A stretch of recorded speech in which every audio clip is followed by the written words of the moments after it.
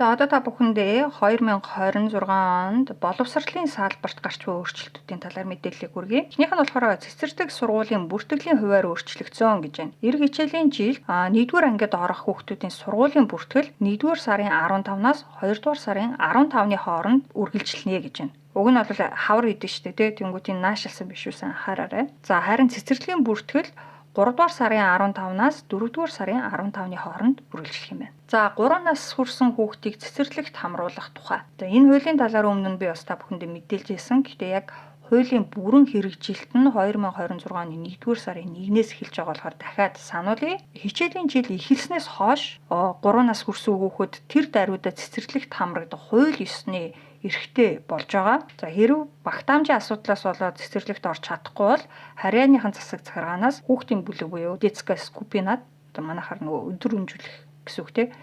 Детская скупинад хамруулах эсвэл эцэг эхт нь мөнгөн дэмжлэг үзүүлэх үүргийг хүлээнэ. За энэ оны 9-р сараас эхлээд Чехийн бүх цэцэрлэг сургалтын шинэ хөтөлбөрт шилжих юм байна. Энэ талаар та бүхэн сонирхч байвал интернетээс RVP ПВ гэд хайхад гараад ирнэ. Гэсэн үгээр Рамцовый выздороваций программ про предшкольный выздорование гэд. За энэ шинэ хөтөлбөр болохоор зарим цэцэрлэгт өнгөрсөн 9-р сараас хэрэгжиж эхэлсэн юм бэлээ.